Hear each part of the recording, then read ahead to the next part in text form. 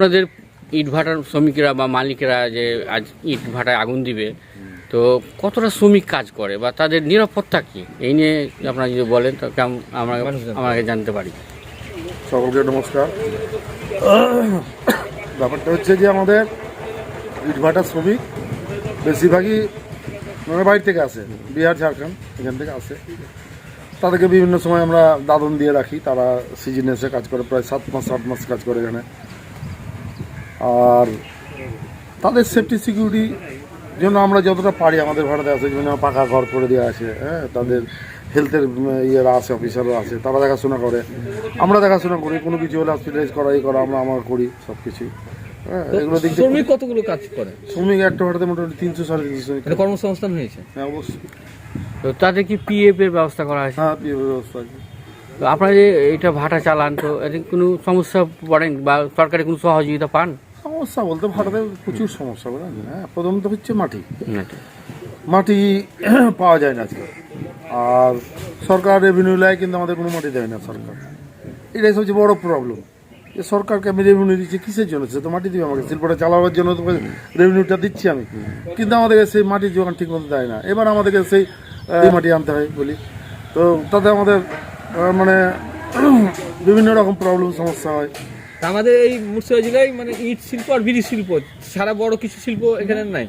বিড়ি শিল্প আছে, তারপরে আমাদের ইট শিল্প। তো এখানে নেতা মন্ত্রীরা কি কিছু করছে না, সেরকম ভাবছে না? কুটির শিল্পর ব্যাপারগুলো নিয়ে একটু তাদের দৃষ্টি আকর্ষণ কি করবেন? নেতা মন্ত্রীরা আমার তো মনে হয় না কিছু ভাবে আমাদের নিয়ে। বেকার সমস্যা বাড়ছে, ভাবে না কিছু, ভাটামাটা নিয়ে ওরা কোনো ব্যাপারই নেই। আমাদের এখানে মুর্শিদাবাদে বেকার শিক্ষিত মেধাবী ছেলেরা আছে, তাদের জন্য স্কিল ডেভেলপমেন্ট, দক্ষতা বৃদ্ধি করার জন্য বা কোনো রকম তাদের শিখিয়ে তাদেরকে স্বনির্ভর করার জন্য এই নিয়ে কি তারা বার্তা দিবেন, কি বলবেন? এই বেকার ছেলেরা ঘুরে বেড়াচ্ছে, মেধাবী ভালো ছেলে ঘুরে বেড়াচ্ছে, কাজ নেই, তো কোনো শিল্প নেই, কোনো সেরকম ব্যবস্থা নেই, কোথায় কাজ করবে তারা? তারা এখন টোটো চালিয়ে বেড়াচ্ছে, আর কি করবে বলো? এখানে কোনো ভালো শিল্প গড়ে ওঠেনি ওই আর কিচ্ছু নাই, সরকারের কোনো উদ্যোগ নেই, আর কিছু হয়ও না। আচ্ছা, এখানে আমাদের প্রয়াত সাংসদ তথা রাষ্ট্রপতি প্রণব মুখার্জি মহাশয়, তিনি এখানে একটা মেগা ফুড পার্ক করেছিলেন, আমলিচুর যে জুস, তো সেটা এখন বেহাল হয়ে আছে, এই বিষয়ে কি বলবেন? বলার কি আছে, ওটা তো করা হয়েছিল, কিন্তু মেনটেন্যান্স নাই, তার জন্য সেন্ট্রাল গভর্নমেন্টের কোনো পয়সা নাই, কোনো ব্যবস্থা নেই, তার জন্য ওটা পড়ে আছে ওইভাবে।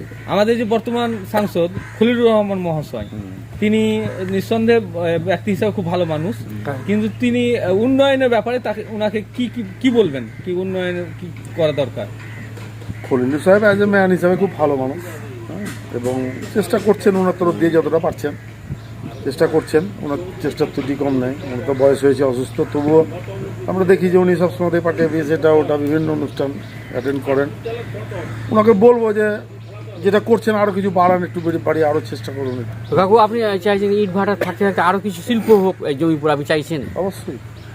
একটা প্রশ্ন করি, আমাদের জঙ্গিপুরে বিশেষ করে রঘুনাথগঞ্জের যানজটে একটা সমস্যা, একটু আগে আপনি আপনার গাড়িতে দেখলাম যানজটে পড়েছেন এবং মুমূর্ষু রোগীরা পড়ছে, এই নিয়ে কি বলবেন? এর আগেও আমাকে যানজটটা তো এমন একটা ব্যাপার দাঁড়িয়ে গেছে, আমি প্রশাসনের সঙ্গে কথা বলেছি অনেক সময়। যানজটটা এমন দাঁড়িয়ে গেছে যে এটা একটা পলিটিক্যাল দাঁড়িয়ে গেছে, মানে ভোটের রাজনীতি দাঁড়িয়ে গেছে। তার জন্য প্রশাসন বলছে যে আমরা কি করব, ভোটের আগে করতে দেবে না, যে ভোটটা হোক তারপরে হবে। জ্বলন্ত একটা সমস্যা, কমতে দিচ্ছে না, টোটোতে জাম করে দিচ্ছে, টোটোই তো সব, গোটা শহরকে জাম করে দিচ্ছে টোটো। কি বলবেন জনপ্রতিনিধিরা এই যানজটের ব্যাপার নিয়ে? খালি ভোট বাদ দিয়ে একটু সাধারণ মানুষের দিকে একটু তাকাক, ভোটটা বাদ দিয়ে সাধারণ মানুষের দিকে তাকাক, কি মানুষ একটু সুষ্ঠুভাবে যাতায়াত করতে পারবে, কি করে চলতে পারবে, অন্তত এইটুকুটা দেখুন। রাস্তাঘাটও চরম বেহাল, রাস্তাঘাট চরম বেহাল রঘুনাথগঞ্জের। জনপ্রতিনিধি কি বলবেন রাস্তাঘাটের ব্যাপারে? কি বলবো, কি বলার কি আছে, ওনারা দেখতে পাচ্ছে, সবসময় দেখতে পাচ্ছে, কই ওনাদের তো কোনো হেলদোল নেই, ওই অবস্থায়। সাধারণ মানুষের স্বার্থে তারা কি বলবেন? তাদেরকে বলবো তাদের আগে আসা উচিত, করা উচিত এগুলো। তাদের কিসের জন্য প্রতিনিধি করা যায়, কিসের জন্য পাস করেছে মানুষ? বসে থাকার জন্য? কাজ করতে হবে, এগুলো দায়িত্বটা পালন করতে হবে অবশ্যই। রাস্তাঘাট খারাপ হয়ে থাকছে, চরম খারাপ, ওপরে রাস্তা দুর্গাপুজোর সময় প্রত্যেকবার রিপেয়ার হয়, এবার কোনো রিপেয়ার নেই, ওরা আছে সব খারাপ অবস্থা। আপনার পরিচয়? কৃষ্ণ কর্মদা। ধন্যবাদ।